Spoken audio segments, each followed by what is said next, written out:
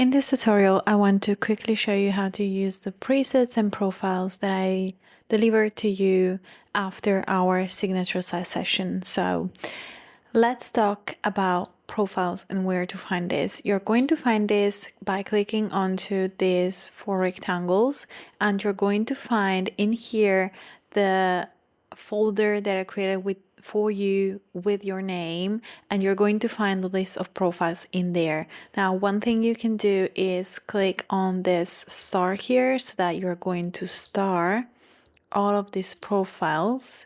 So it's going to be even faster to use this. Now, I have started all too far 8 of these. Okay, so now once I have a raw file opened, ideally you want to use profiles on an empty canvas. There's nothing applied to the image, there's no editing. Okay, so I'll click on the profile, add up color, and it will show all of the profiles that I created for you. So let's start by clicking on the open shade, for example, which is the one that I created for this particular lighting situation.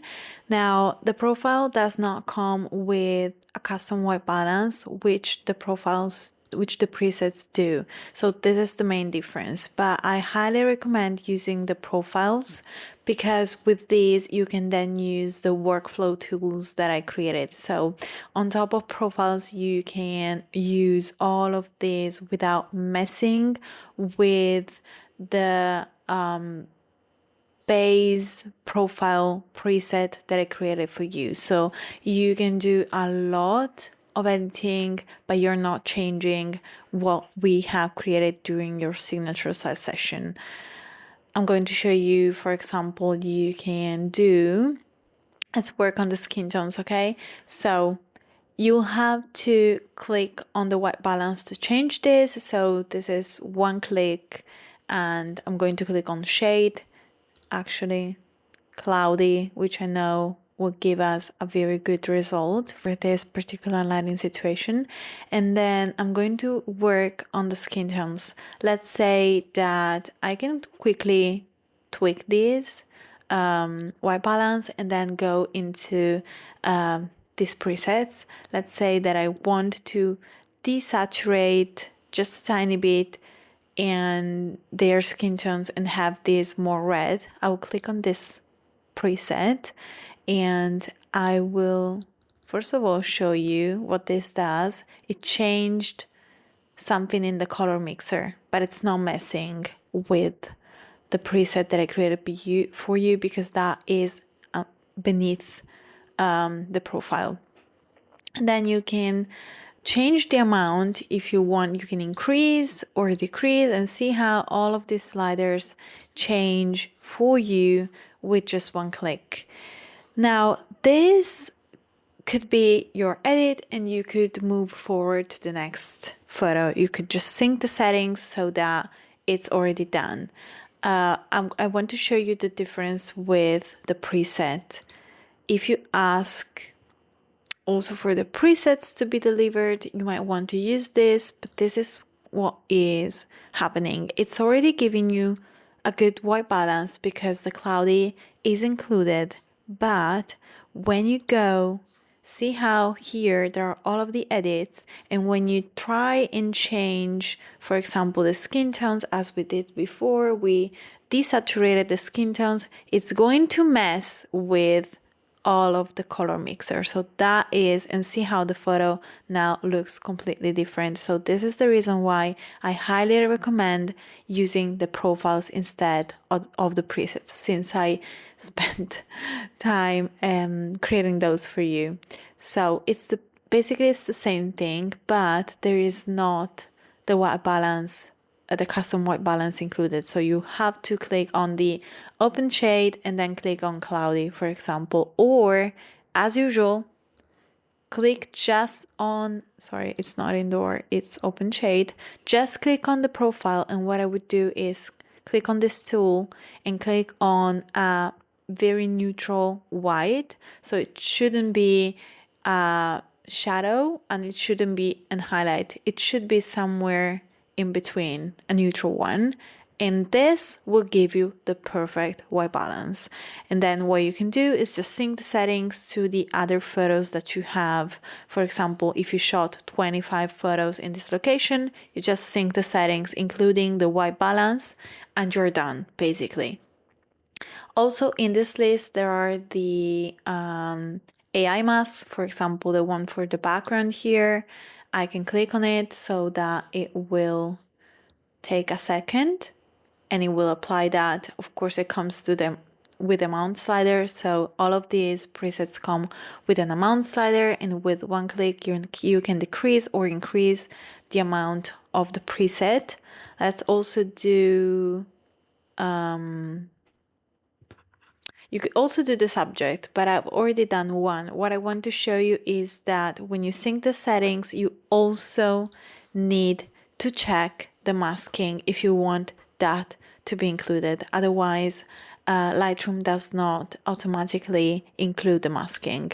Just that I wanted to include in here. And also I wanted to include, I wanted to show you how to use, if you are not familiar with this, the subject AI mask. It's going to take 1 second. It's going to apply a lot of masks. So you can click on this circle here, which will open up the list of AI masks that there are applied to this photo, to this image that we are editing. And now I want to show you that if you just click on the subject, you get an amount slider here. And with this amount slider, you can change the amount to 45% or 160% of all of this. So if I'm now going to open the lips, it's going to be at a 160%. Same for the eyebrows. So with one click, you can change all of these, the ones included in the subject. Of course, I'm not changing mask number 1, which is the one added to the background, because we set that as 36 before, and that is not affected by this amount slider. We are just changing all of the masks included in the subject. Now, what I usually do is I click on the subject and then I usually decrease the amount, let's say 50%, so that they don't look like plastic if they're close. If they're far away, you can definitely increase the amount. But let's say that we want a 50%, 56%. But usually I want the lips or something else to pop up more. And so I would click on the lips, and as you can see, this is as 56%. I would increase the amount, and this is just increasing the amount for the lips. If you click on eyebrows, that is still back at 56. Body skin is still back at 56. So this is a perfect way to customize the AI mask. And then when you go and sync the settings, so of course, I suggest focusing on one photo, nailing the edit there, and then just sync the settings to the 25 other photos that you have. Click on sync and click on masking and click on sync, and that will synchronize all of the AI masks. And yeah, I just want to show you another one. For example, this is an indoor photo. Let's give it a second to my Lightroom.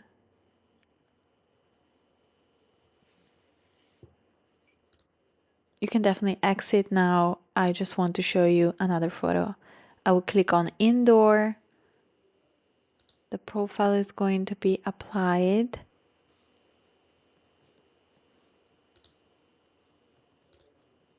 Okay, indoor.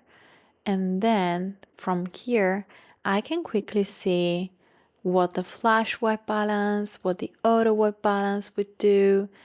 Ideally, the auto white balance is perfect. What you can also do to fasten your workflow is, let's say that you have this 35 photos shot indoors.